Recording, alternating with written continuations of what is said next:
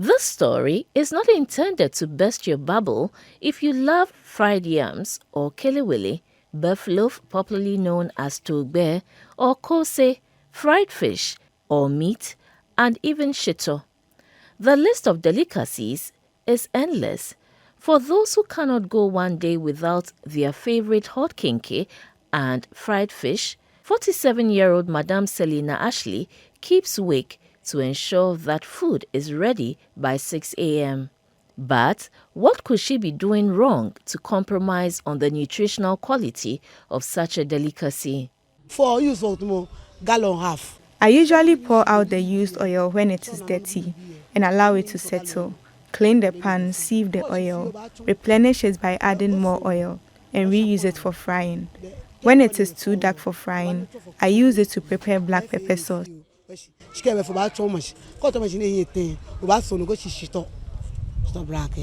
Complementing Hausa cocoa or porridge with kose or buffalo can be addictive, especially when it's steaming hot. So mouth-watering. Yet, let's pause for a bit and consider a few things. How many times are these oils used for frying repeatedly? I usually buy the oil in bulk. I reuse the oil till it becomes dirty before I change it. And where do you buy them from? Oh no, I buy them from the supermarket. Both women are oblivious of the harmful effects of their actions. Did you know that reusing oils are dangerous? Oh, no, Oh no, I'm not aware. When the oil is allowed to settle after it has been used for frying, the dirt is separated from the oil and it can be reused, which is not harmful.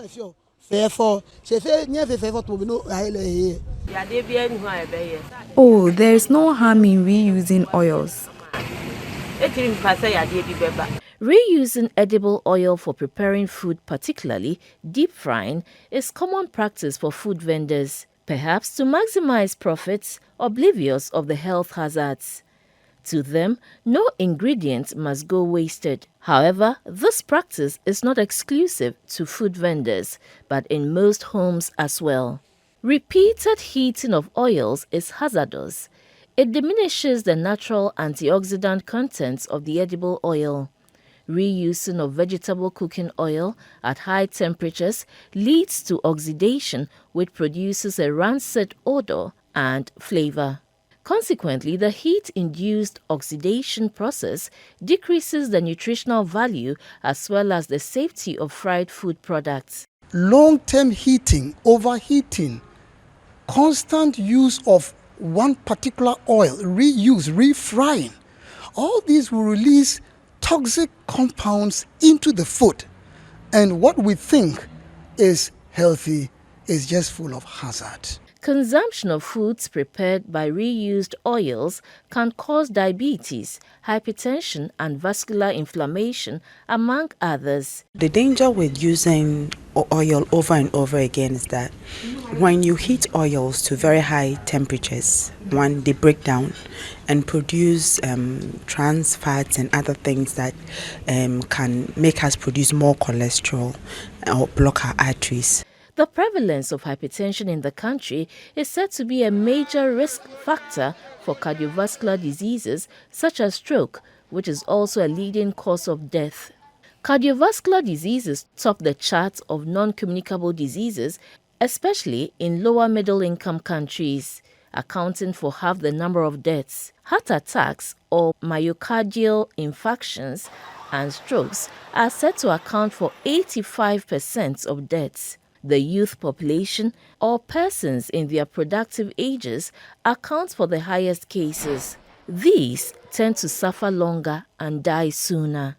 I used to enjoy a lot of fatty foods. Fancy media. I fry most of my things. I don't like soupy foods. I've lived over 30 years of my life doing this frying, adding oil to everything that I do. Yes, and eating things that can contribute: fatty foods, fatty meats, and eating eggs almost on a daily basis, frying it, not even cooking it. I mean, I don't like the cooked egg. I always fry my eggs. Amma, not her real name though, is a 37-year-old married woman and a mother of 2 infant girls. She's usually stressed by her busy work schedule and nibbles on snacks almost all the time without a fixed schedule for eating. To her blind side, she had become hypertensive and at stage 3. I realized the little thing I do, I become tired. And I start to get dizzy. So I went one time, I remember I went to a pharmacy near my area to get some medication. I got there. I was panting and the man asked me, "Madam, what is wrong with you?" I said, "Let me check your BP for you." I said, "Madam, your BP is high."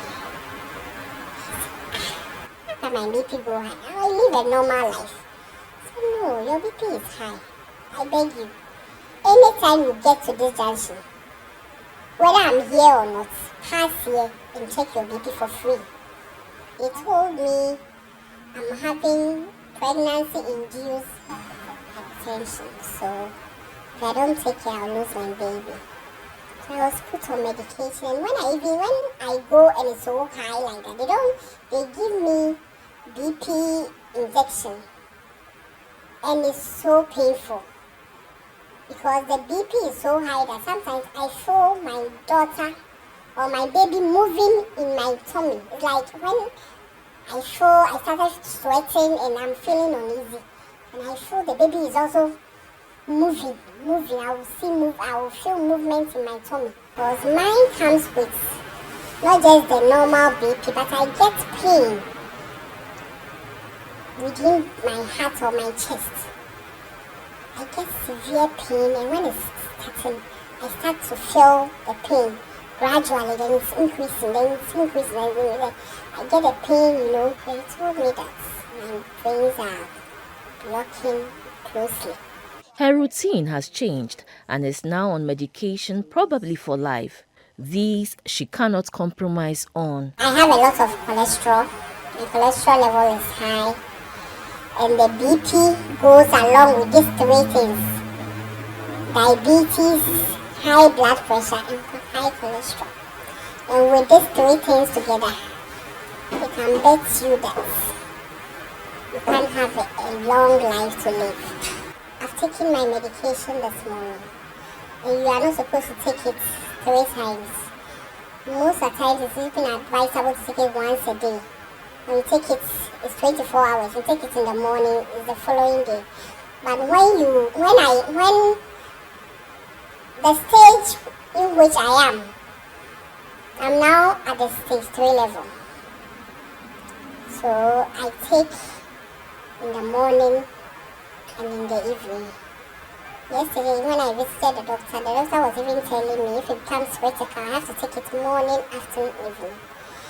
And it's not good also, the medications are not good for my kidneys, because the more you take these medications, it's have effects on other organs in your body. And when you take it like this is not the final result. You wait for another 5 minutes and take the reading again. She recounts her near episodes of heart attack, and that scares her to death. I remember one time I had closed from work. A colleague gave me a lift, and with another colleague of ours, because we live on the same area or stretch. So as we were coming, I started feeling uneasy. Although there was an air conditioning in her car, I started sweating. I said, "What is wrong with me?"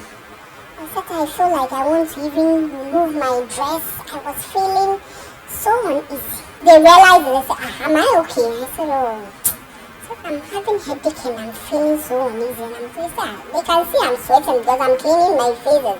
Why should she, roll down the glasses? I said, "Oh, it's okay. We should just go." So we got to Kaneshi, and I felt like there was so much traffic. I said, "I don't think I can take this thing home. And I live a bit far in a developing area, so there are no close by clinics or hospital for me to be rushed there. So I took the decision and I begged her that she should divert her route to Coco Clinic. You see that I'm sitting down quietly, but you could feel my heart. If you come very close to me, you could feel my heart beating. Kum, kum, and it's very fast. You could see my body will be shaking. I live in so much fear that one day perhaps I might lose my life and leave my two girls so young. They have so much hope in their mom. They look up to me. It's not easy to even know psychologically to live on medication for the rest of your life. To add to Ama's fears, hypertension seemed to run through her family. Her mother and husband are also hypertensive. Her late brother also died of heart attack. She admits that although her medications are affordable, other medical costs are beyond her means. I spent close to 4,000 on tests. And how much do you earn at the end of the month? I earned less than 3,000 citizens. She has no trust in the public health facilities, and possibly for the best reasons. I visit the government hospital. The attention that they will give me, I might lose my life at the end of the day. I remember one time I was taken to one of the government hospitals, and the nurse she was feeling something. She was doing something on the computer. I was sitting by her after she taken my vitals. She told me she has to finish typing in those whatever she has taken into the computer, queue it in, and even do the others that I came to meet before she can go to the doctor and give her our files or give him our files.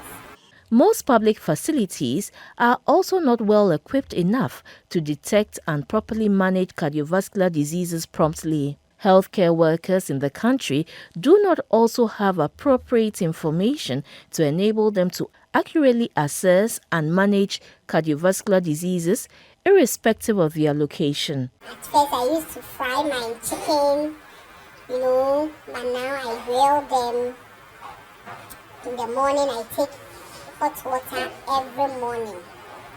Before I even take tea, I have to take normal hot water every morning. Before even if tea that I'll take, I don't add milk. I take normal tea, normal Lipton. I don't take Milo too. It has affected my life. I don't take carbohydrates, so much. It's not easy because I'm just starting, so I'm really finding it so difficult to adjust my system to it. I'm finding it so hard, so difficult, but the thought of it alone, of leaving my kids behind, gives me the edge. Health experts advise the minimal use of oil for cooking and say any leftover oils should be disposed of once used rather than recycling it for shito and other cooking purposes. Sarah Furi, GBC News, Accra.